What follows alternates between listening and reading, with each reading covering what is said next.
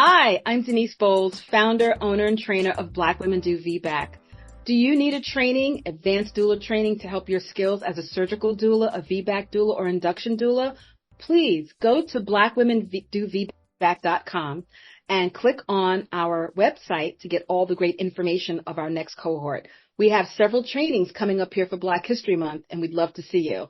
Thank you so much. Follow us on Instagram at Black Women Do VBAC, and also follow us on Facebook, blackwomendoVBAC.com. Thank you so much. Hi,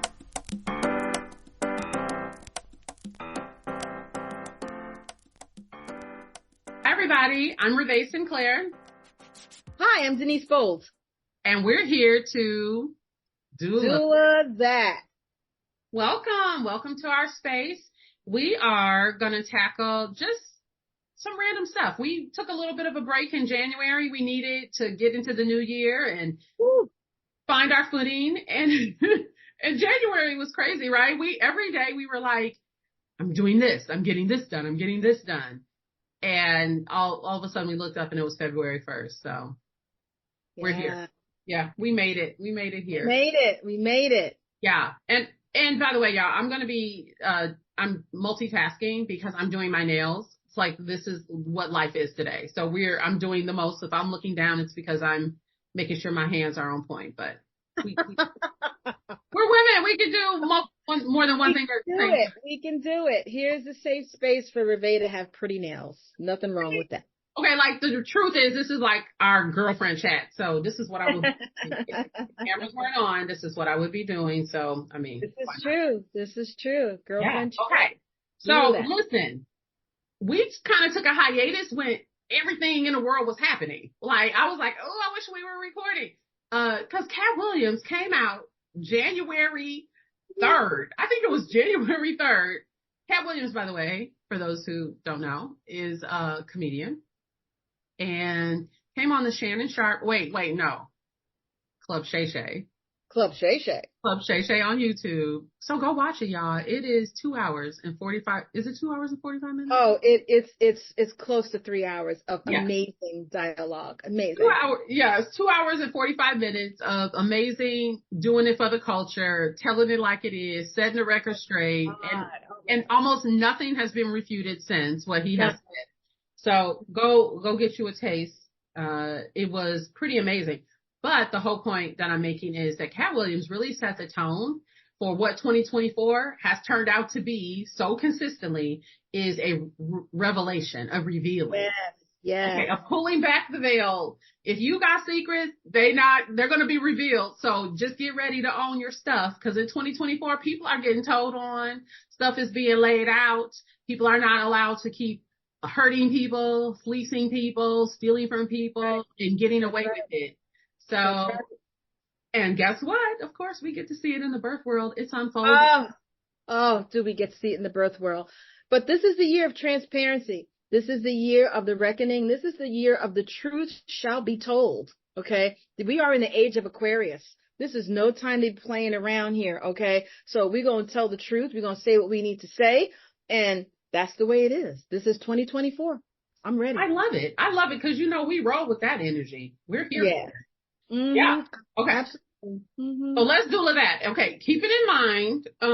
Katt Williams, following up with Katt Williams, comedian Monique came on. Oh gosh, her story was amazing.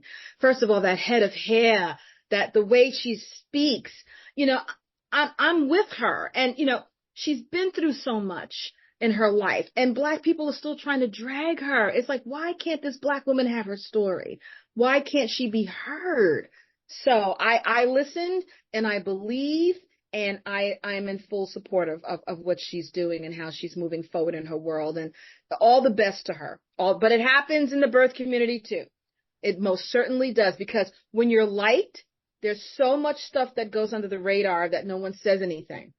But if you're not light, then you're harassing, you're confrontational, you're hard to get along with, you're combative.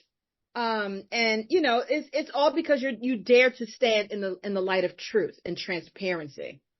Yeah, I think that okay. So, Monique, part of my assessment of this is as a single Black woman rising in her career. She's fighting, she's doing all the things and asking for equity on her tours when the men were getting different kinds of treatment.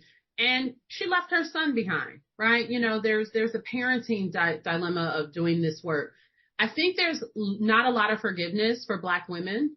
No. And that's a space that a lot of us experience, right? We could do the same thing that somebody else does, and it can be construed, misconstrued, or heightened in a negative way. And it very much feels unfair. So I feel like, the reviews on Monique are a little bit mixed because a few of the things she said were not accurate. So she talked about having a cease and desist issued, and so that's why the episode didn't come out.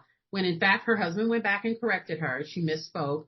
That really DL Hughley decided not to air the episode.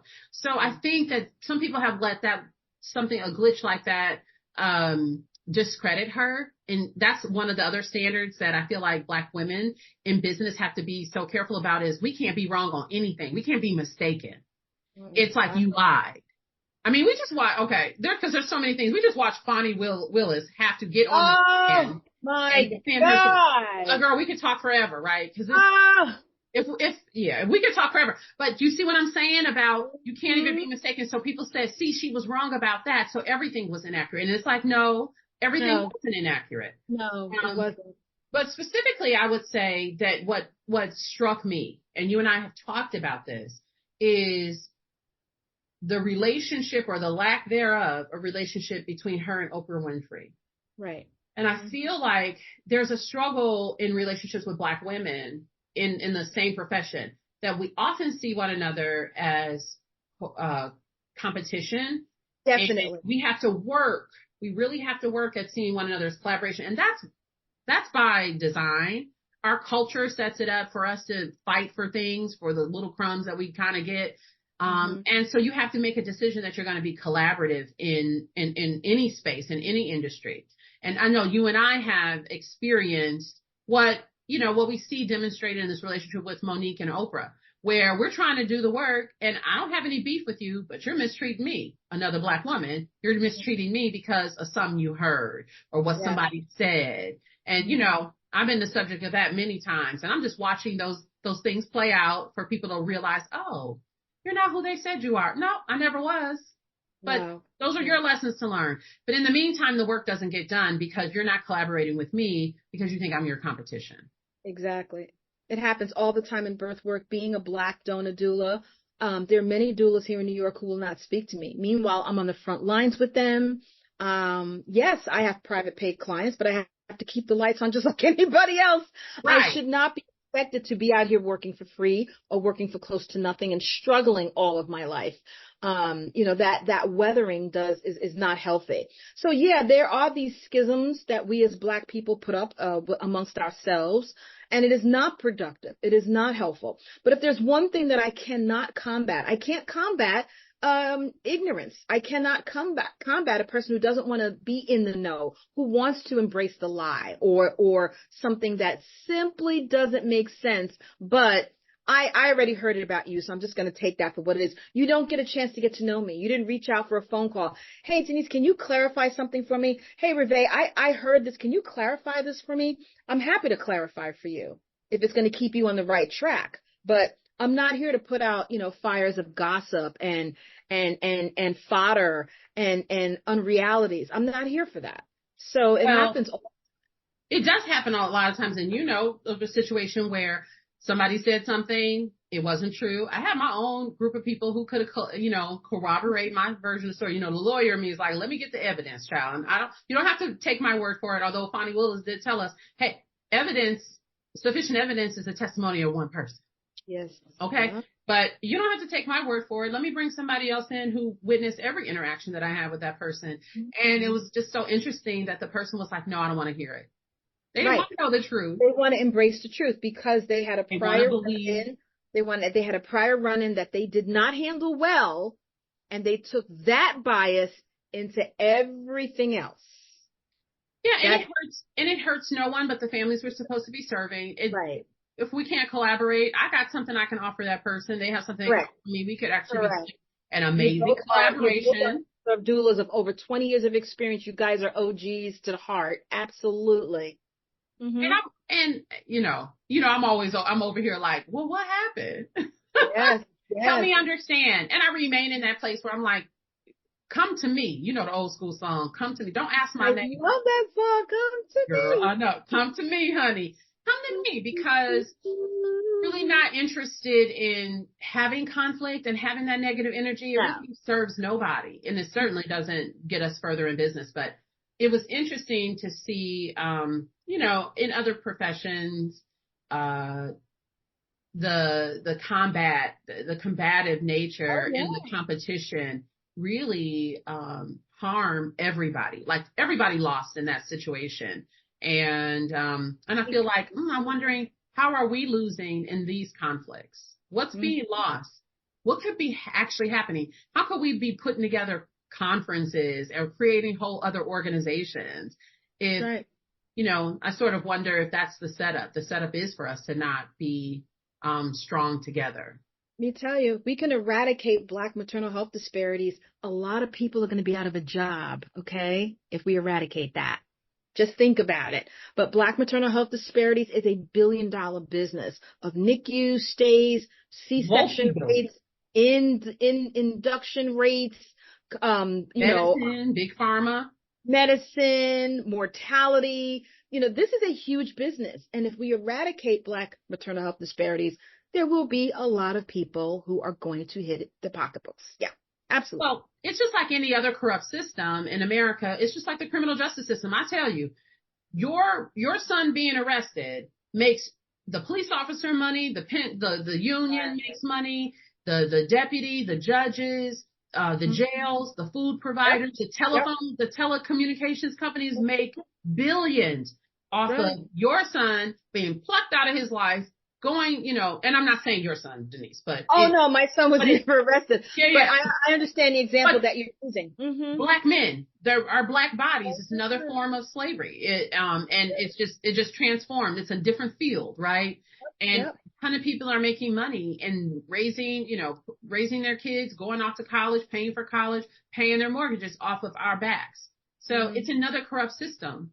Yes, a lot of people get paid off of the crisis. Absolutely. There are towns here in upstate New York that are built around a prison, because that is just how much commerce and how much money a prison brings into a community with employment and federal dollars and just building communities around these prisons. It is amazing to see, but we do have them here in the state of New York. Absolutely. Hey, girl, it's big money. So yeah, Black maternal health crisis is big money. Big money.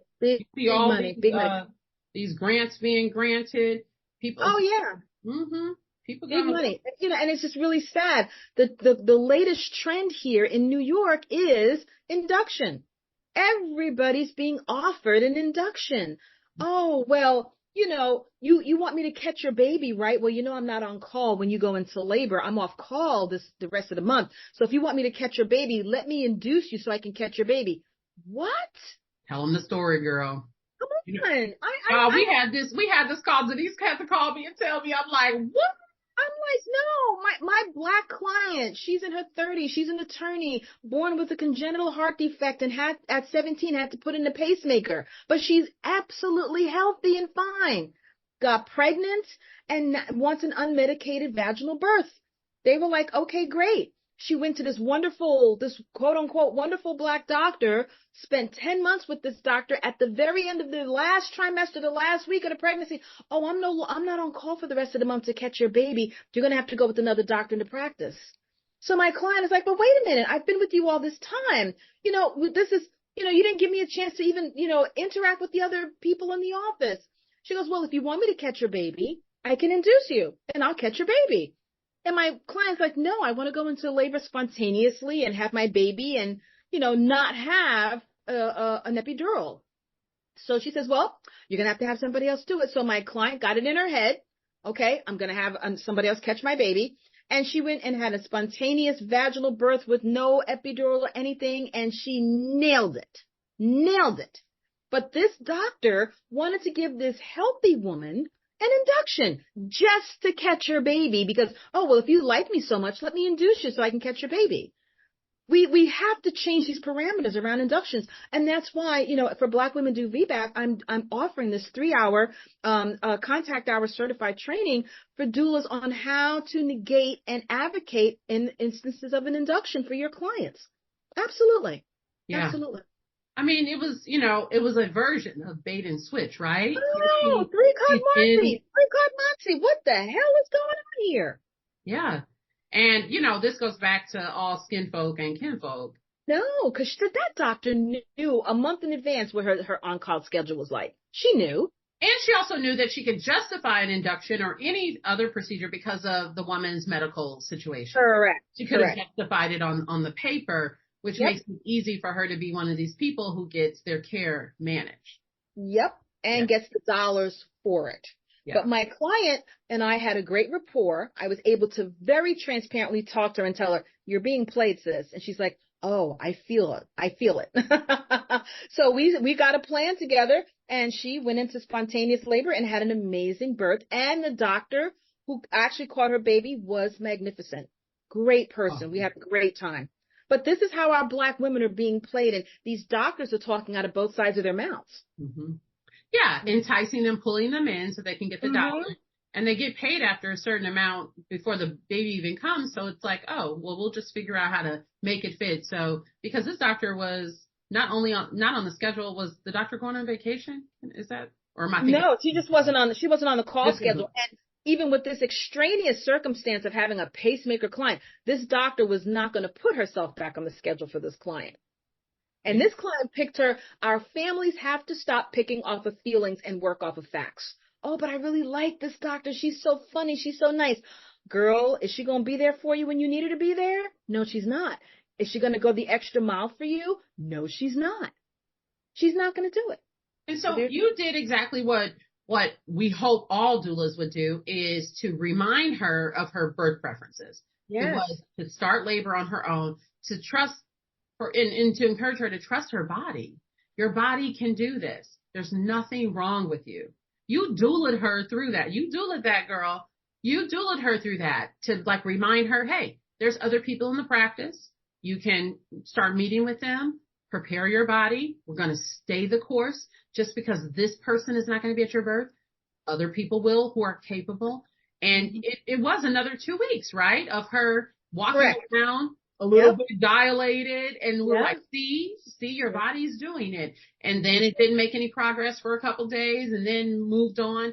But that's the dueling part, right? Keeping people confident, focused, reminding them of their plan, trusting them in their bodies, trusting that they hired capable providers, and trust the facility where they're birthing. And she did it. Like you said, she rocked it. She got everything she needed and wanted. And the only thing that was missing was the doctor who tried to do the little black doctor. She wanted this black OB. Yeah, but the doctor tried to bait and switch her. The doctor tried to bait and switch her. And that wasn't the one who should be present at her birth. So she really did. She really tried to bait and switch her. It was so sad. And she saw it, and she was crestfallen for a minute. She was sitting there like, geez, I went black, and I thought I was making the right decision on that, Yeah. I had to pump her up. And this is where doulas are so important, because people are, at this point, clinicians are really not very accustomed to physiologic births anymore. Doulas are. Yeah, normal physiologic birth. Yeah, letting time pass, and leaving people alone and letting their hormones figure it out. Let their bodies do. Let the baby and let the whole body, brain, baby situation work. And boom, she did an amazing, amazing job. And so proud of her. And it was a lot. It was a lot. But she did it the right way. She was compliant. She was never in any kind of a negative space with the clinicians or anything. But she also had her team. She had her team with her, and she did very, very well. She had her husband. She had you. She had her husband. She had me. She had her mom there. We had an amazing journey. And the black doctor who bait and switched her, that's not cool. We will be advising our clients on these scenarios as they come up, because the more you are aware and awake of what's going on, the better you can take the proper precautions to make sure that you're still getting the goals that you want. Yeah, it's a matter of, on the backhand side, you just take note of this doctor, this provider. And if you have a client come in the future, just like, well, beware. And you can help your client make a more informed decision about who they should hire to be supportive of them at their birth. That's right. That's right. Yeah. But it was great. It was great. But yeah, New York is definitely changed. And you and I have talked about this, Ravae. The pandemic has changed the birth arena. Mm-hmm. It's different. Indeed. Absolutely. It's totally different. 2018, 2017, I started in 2014. So from 2014 to 2019, when the pandemic was just about to kick off and be labeled as something, birth completely is different now than it was back then. Totally different. Yeah. Okay. I'm going to say this. I think it's different in good ways and some negative ways. Correct. I think the positive, I'll give a positive. Yes. They were saying all through the pandemic, stay home, stay home, stay home. You're not sick. And what I think the pandemic brought forward was being pregnant is not an illness. There you go. So then it begs the question, then why are we birthing in places where people only really go there when they're sick? Mm-hmm. So I'm not sick. Yep. I really think it gave credence to staying home as long as possible and also maybe finding an out-of-hospital option. We didn't have enough out-of-hospital options for birthers. And let me tell you, some people who never thought that they would birth unmedicated certainly made that thing happen. Yes. They made that thing happen. So I think that was like one of the really positive components of the pandemic. One of the negative components, we really saw the power and control of hospital policies, keeping us out, regulating how many people came in. And they were very slow to roll that back when we had a vaccine and when fewer people were getting sick and the hospital had capacity to manage. I mean, I think we saw people's true colors and we saw the truth during the pandemic. The truth is you don't need to birth in a hospital. With some support and really in education, you can birth without medication and you can birth at home safely and never have to go anywhere and risk anything. And that's not everybody, but a lot more people can than who do. Mm-hmm. And then we also saw that the hospital really doesn't see us as part of the team. Birth workers, doulas, they don't see us as part of the team. And they would like to control us as much as possible. We saw a lot of the disdain and the negativity of the energy that they have towards us. We're a nuisance. And that was revealing. And now we're navigating that. But I like that we're operating in the truth now. I'm so glad too. We see who you are. And we won't encourage our clients to go to your facilities. We won't encourage our clients to sign up for your services. No problem. No, absolutely not. Absolutely not. Working here in New York on making institutions doula friendly. But I do agree, Ravae, the pandemic has changed things. Some of the things that I work now with my clients, if there's your will, it will be a way. And instead of leaning so much on what's there, lean on yourself. Lean on what you're capable of doing. And many of my clients had an unmedicated birth in the pandemic. They didn't want to stay in a hospital. They had that TENS unit. They hypnobirth. They did whatever they did at home, got to the hospital in active labor fully, pushed the baby out, right back home. And, it worked. It definitely worked. The downside is we saw exactly, like you said, how hospitals regard doulas as disposable entities. And it was only, because of the former Governor Cuomo who said they're essential. They are essential workers here in New York, and we will label them as such. And I'm so glad that he was able to do that because we had a seat at the table. And you're right. They did slowly pull back a lot of stuff, pull it back. And so now we're fighting to get doulas into the operating rooms. Where they're so needed and making sure that, that surgical birth is just as supported as that vaginal birth in the labor and delivery room. But, also too, the pandemic really and truly showed us that virtual work works. Okay. It works. And it also showed us that these doctors and nurses are human. They burn out. They get sick. They leave the profession. They're weathered out. Okay. And what we're not talking about is the crisis in this country of the lack of physicians and nurses and mental health experts. COVID tapped us out. Oh, yeah, absolutely. We're seeing a shortage everywhere. We're still seeing the need for traveling nurses and things like that. but people are leaving the profession. I think I told you that one of the websites I saw or Facebook groups were nurses looking for alternatives. Like they're Right. like, okay, this isn't going to work. They're burned out. Yeah. They're burned out from the long work postpartum hours. doulas. What'd you say? They want to be postpartum doulas and night care specialists, and they want to get out of the L&D department because it is just so caustic and intense and weathering. It's just, the amount of stress in those departments is just unreal. Yeah, I think the culture that existed before the pandemic finally collapsed on them. All of that top-down pressure, the long hours, the micromanaging. You got to write down every single thing, otherwise it's on your license or you're going to get dinged. All of that pressure came crashing down on them. And I think, they want to stay in the service field, but not in the hospital. I guess for me, I'm like, if you don't want to work there, I definitely don't want to birth there. Hey. I mean, I'm saying. Get me out of here. But several hospitals in New York after the pandemic, even in the pandemic, they incorporated hiring doulas on their L&D floors and their mother-baby unit floors because they saw that manpower was actually supporting the nurses. Mm-hmm. Yeah, during the pandemic, we watched how nurses tried to take over the doulaing role, and it's just impossible. They already have so many things that they're doing.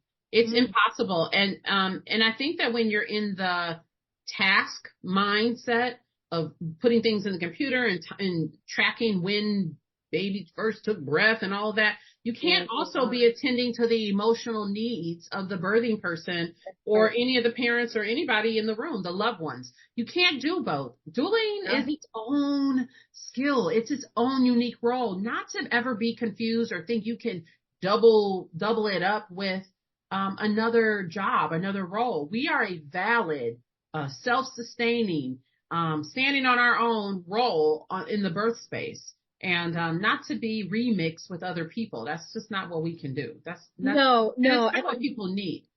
Yeah, and I'm very protective over the title of doula. So when these celebrity wives and stuff want to call themselves doulas because they sit on boards and stuff like that, it's like, you're not here catching vomit and wiping asses the way I am. You're not doing hip squeezes. You're not sleeping on the radiator. You're not sleeping on a birth ball while your client is laboring. And you're trying to, rest with them and be with them. So, I'm really very protective of the doula profession. And that's why, with my doctorate degree, I'm really looking forward to doing more of the research and showing exactly what's happening to doulas as well. Because, I agree with you. But the examples you gave, that's not all we do, right? Because that's just some of the stuff that shows up in the birth space. Our relationship started weeks and weeks and weeks ago. We're the phone call at night, in the middle of the night. Hey, having some breakthrough bleeding. We're the phone call in the middle of the afternoon. Hey, I just left a doctor's appointment. Everything looks great. We're hey, I get nauseous when I eat now. What might be things that I can eat, or what might be going on? We're there all along the way. We're there in the quiet spaces long before any contraction comes.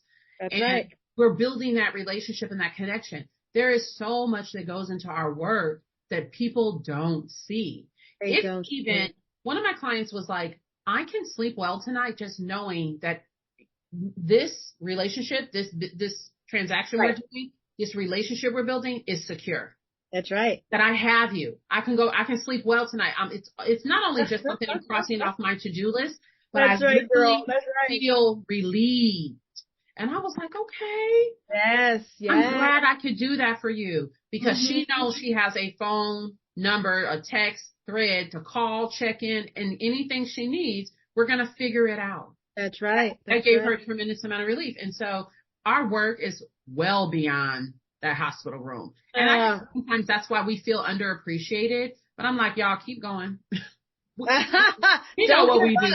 Don't give up. We know what we do. We know how we doula that. How we do it. I'm telling you, doulas, we know the trends before they even become trends. We know where the bones are buried. We know who's good and who's great. We know what's going to help a community or harm a community. We have so much insight because we're there. We're on the front lines and we're there. So I'm just really grateful of the practice. But I do know, like you said, and we were just talking about, the pandemic has put a different decor on birth work. Yeah, and I think it's great to talk about it because one of the things that we have to acknowledge is that a lot of people who are in the doula space now came into the doula space in the pandemic. Right. During the pandemic, they came virtually, and so they actually don't have any recollection, nor should they, of what it was like before. They just know the now. And because they're really just now getting into the birthing space, they don't even know really what now is. And so I think I'm glad we have our platform where we can highlight how things have changed and what things people need to pay attention to, because I don't know if anybody's really talking about it. No, they're not talking about it. How will new doulas even know if we don't talk about it? So we'll make sure we keep talking about it. Mm-hmm. Okay. Well, I think we should wrap this up. I feel like, let's think through any takeaways that we might want to offer folks, but I think we can wrap it up. What are you? Sure. Ravae's nails are looking nice and sharp. She's ready to go. Yeah. I'm moving in the right direction, y'all. Hey, I can start, She's got the queen wave ready to go here. She's ready to go. Yeah, but I think what we want to leave folks with for this particular discussion is think about being collaborative. That's at least what I want to leave people with. I really have been sitting and thinking about the folks where there's been some competition or some kind of contention, and I'm like, yeah, let's leave that behind. Let's move forward. Like, there's probably some really great things that we can do together. And probably things that, like, you're doing stuff and I'm not even in that lane. We had mentioned before we got on the call, we were talking about the Grammys and Taylor Swift, this constant comparison of Taylor Swift and Beyonce.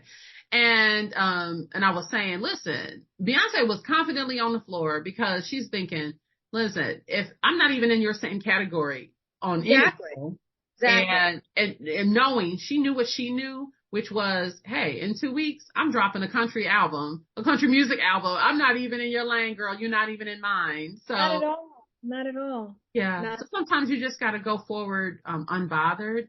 But you have to. Yeah. Super helpful for people to realize we're not competing. We're collaborating. Not at all. And in leadership, if you want to do that, and we'll probably talk about this on the next segment or another segment, you have to be willing to have the hard conversations. Ooh. You have to be willing to have the hard conversations. So, that stuff is very important. And we're going to talk about that again on another podcast for birth workers to really understand what's happening with these millennial and these in the pandemic trained doulas, because there is a difference. There is a difference. Definitely. Yeah. Yeah. So we'll speak to it. Okay, everybody. Well, we'll see you on the next episode. Thank you for joining us. We're a little rusty. We're getting back into it after the new year, but I would be remiss if I didn't close us out by saying Happy Black History Month. We out here. Black History 365, baby. 365. Exactly. I know it's easy to forget because you're like, I do this every day. All right, y'all. Well, make sure you're out there doing that. Doula that. Doula that, baby.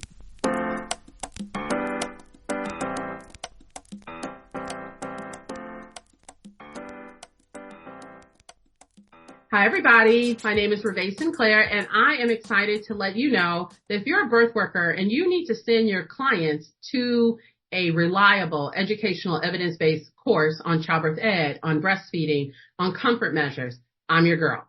Send your clients to www.birth-connections.com/services, and we can get them registered for all the classes, all the basics. Breastfeeding, feeding your baby, the basics. That's happening one Sunday a month. Melanated childbirth education for those who are BIPOC and having a very specific experience in the birth spaces. Melanated childbirth education is one Saturday a month. A complete childbirth education series for anyone is happening one Tuesday and Thursday of 1 week a month. And then a comfort measures session happens in the evenings on one Wednesday a month. I will get you all the schedule. It'll be in the show notes, but send your clients to birthconnections.com/services for all your parent-child education needs. Talk to you soon.